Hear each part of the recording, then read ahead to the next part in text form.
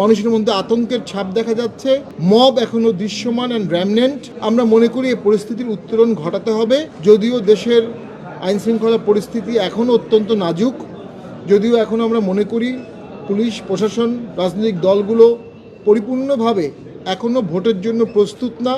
মানুষের মধ্যে আতঙ্কের ছাপ দেখা যাচ্ছে, মব এখনও দৃশ্যমান অ্যান্ড র্যামনেন্ট। আমরা মনে করি এই পরিস্থিতির উত্তরণ ঘটাতে হবে, না হলে একটি লো কাস্টের লো ম্যান্ডেটের নিকৃষ্ট ভোট হতে পারে। তার জন্য সবচেয়ে বেশি গুরুত্বপূর্ণ সেটি হচ্ছে মব, মিছিল, হামলা, ঘেরাও, এই কর্মসূচিগুলো বন্ধ করা।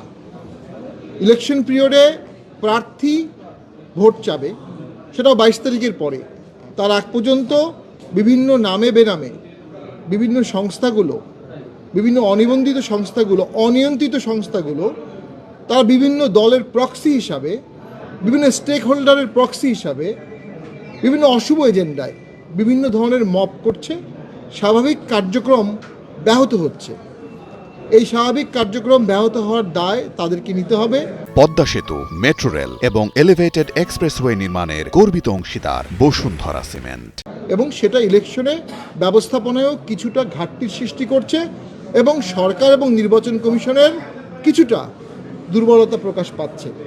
আমরা খুব দুঃখ ভারাক্রান্ত মনে দেখেছি জুলাই ঐক্য নামে আমাদের কিছু ফ্রেন্ডস, জুনিয়র ফ্রেন্ডস বলবো, তারা জাতীয় পার্টির বিরুদ্ধে বিষোদাগার করছে।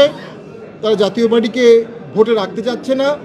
তাদের ভাষ্য মতে তারা আমাদের বিরুদ্ধে রিট করেছে। আমি তাদেরকে মনে করিয়ে দিতে চাই, 16ই জুলাই থেকে শুরু করে 24 সালের 5ই আগস্ট পর্যন্ত এই সময়ে বিভিন্ন টকশোতে এই আন্দোলনের পক্ষে অত্যন্ত সরব ভূমিকা আমি রেখেছিলাম, সরকারের বিরুদ্ধে কঠোর সমালোচনা করেছিলাম। এই আন্দোলনের পক্ষে জিএম কাদের সংসদে দীর্ঘ বক্তব্য দিয়েছিলেন। তিনি বলেছিলেন এই ধরনের কোটা থাকা প্রয়োজন নাই, এই কোটা যে বিরুদ্ধে যারা যুদ্ধ করছে তারা নব্য মুক্তি সেনা।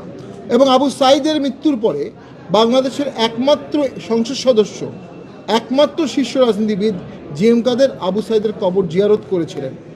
রংপুরে এই আন্দোলনে রংপুর জাতীয় পার্টি সম্পূর্ণরূপে অংশগ্রহণ করেছিল, মোহাম্মদপুরে করেছিল, সাভারে করেছিল।